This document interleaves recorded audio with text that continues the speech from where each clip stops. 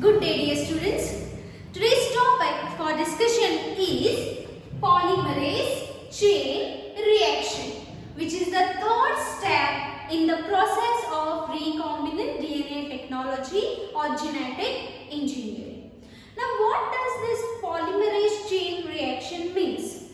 Let me tell you all the initials of that first. P, C, R. Sometimes polymerase chain reaction is also referred as PCR. So PCR technique was discovered by one scientist named as Kevin Mullis in 1985.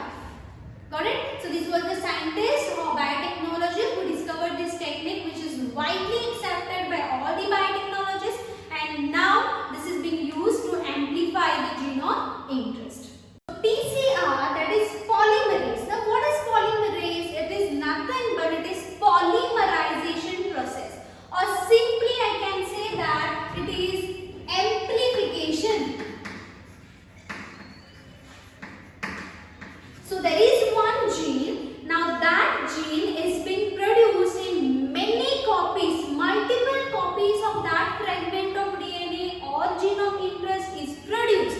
So polymerization, or I can say amplification of gene of interest or that particular fragment of DNA takes place. So simply see, chain meaning again and again, polymerization, amplification meaning is as simple as that. PCR technique is a technique used to amplify the gene of interest or a particular gene are produced in multiple copies, meaning PCR. Okay, so why I am doing that? Why multiple copies of gene of interest is produced? So that I will get that product in n numbers, or amplified gene product. I can get much, or I can say huge amount of that product I can produce from that gene of interest.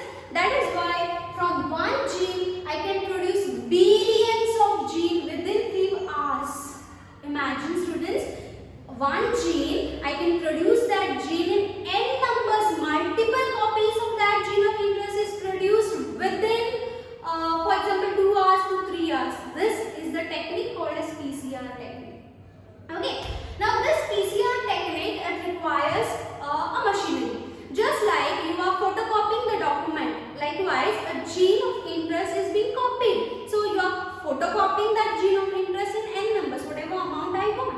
Okay, so this PCR techniques requires some of the, I can say, stuff or some requirements. Okay, let me tell you some of the requirements of this PCR first. The first requirement it requires is the gene of interest, the document which you want to photocopy. So that will be the fragment of DNA, or I can say a simple gene. Okay, so I can write here, the first I require is gene of interest. Second, now that gene of interest need to be produced in n numbers, right? So what second thing what I require in PCR is 2 sets of primers. What does that entail?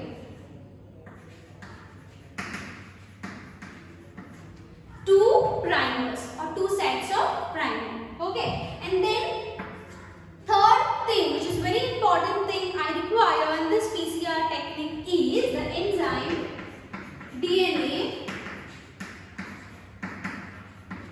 polymerase, or simply referred as Taq polymerase. Now why Taq polymerase? I will tell you that. Okay, so these are some of the requirements which are used in this PCR technique. Now PCR requires certain steps. So let me tell you all certain steps of PCR technique. The very first step of PCR is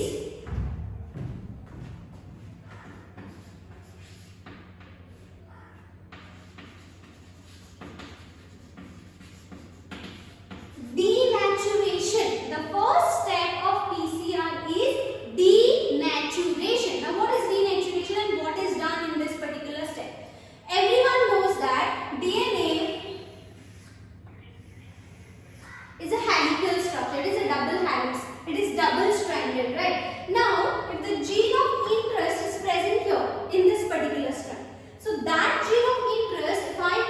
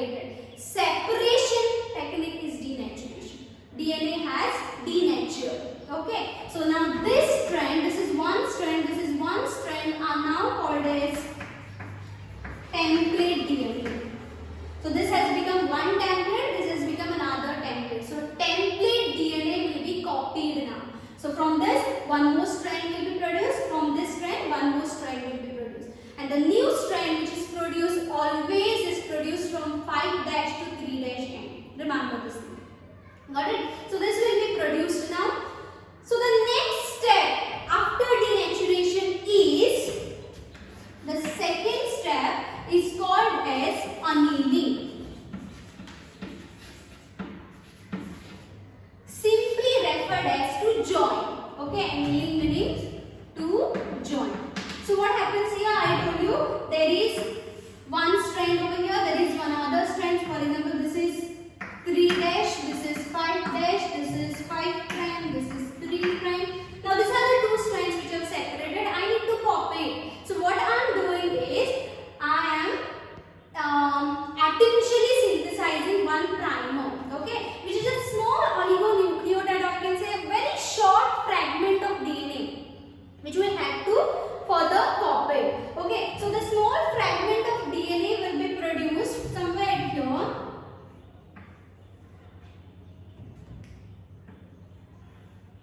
Okay, small fragment. Okay, for example, there is A over here and there is T over here. Then that fragment, what I am artificially preparing, obviously will be having T here and there will be A here. This complementary. So this is a primer. Okay. Now here, imagine there is G and there is again T over here. So G complementary to that will be C and this will be A.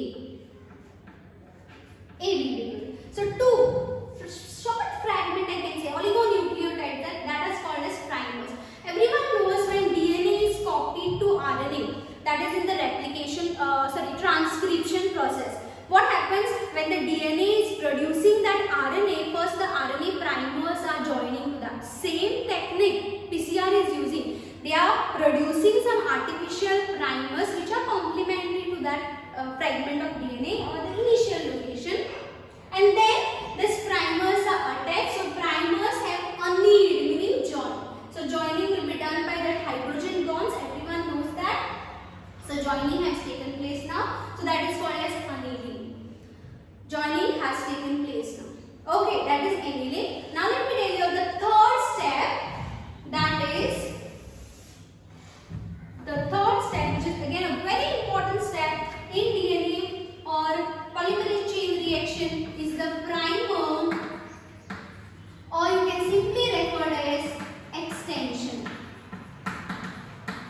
See now the three steps: denaturation, annealing, and third is primer, extension, or simply you can say the extension is the third step of the PCR technique. What happens over here? You have got this 3' and 5' end over here. So same I am drawing it here again. There is 3', there is 5', there is primer attached here, there is primer attached here, and now, for example, this is 3', this is 5', this is 5', this is 3. Okay, so primers have already attached. Now the third enzyme, which is very crucial enzyme in this particular step, is the DNA polymerase. Everyone knows DNA polymerase always gets the nucleotides and helps to extend the new strand. Same way the DNA polymerase is used. But remember, I told you that this entire process is being taken place at high temperature. The very first step is around 94 degrees Celsius. So at this temperature, this particular step is done. Next, if we go to the second, annealing is done at around 44 to 45 or 70, that particular temperature, 50, 70 is that temperature. Okay, and DNA polymerase is the enzyme which is always heat sensitive. They cannot tolerate that heat, and that's why they get inactivated. Now with the entire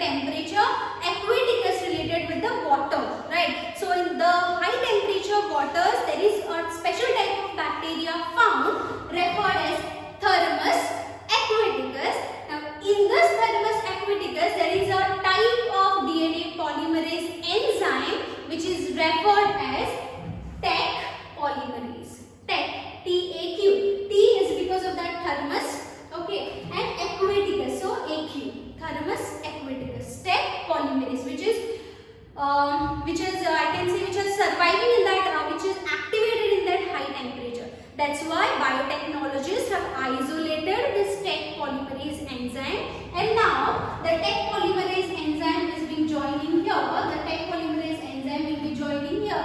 As a result, there will be lot of nucleotides. Now that another requirement I have not told you. The fourth requirement is some of the nucleotides. So what it will do?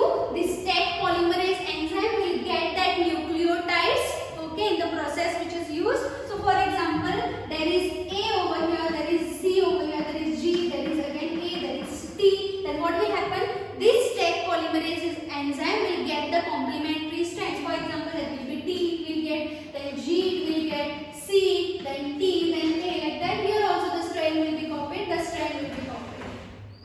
So the strand has copied. The strand has copied. See, such an amazing process. From one strand, another strand has produced. So that gene of interest is produced. From this strand, another gene of interest or another strand is copied. Likewise, from one, if two gene of interest can be produced, likewise, this PCR technique can produce billions of copies of that one gene of interest within few hours. This is PCR. Got it? So PCR simply referred as polymerase chain reaction. Why it is used? It is used to produce billions of copies or multiple copies of particular fragment of DNA. Okay, which is the third step in genetic engineering, I told you, right? Then what are the requirements in this particular PCR technique? I told you it requires some template DNA or gene of interest which is to be copied. Second, it requires two sets of primers. Why two sets? Because the strands are getting separated. So two sets of primers. And the third, it requires Taq polymerase enzyme. And I told you it requires a lot of nucleotides. Fine. So that these nucleotides will be joined later.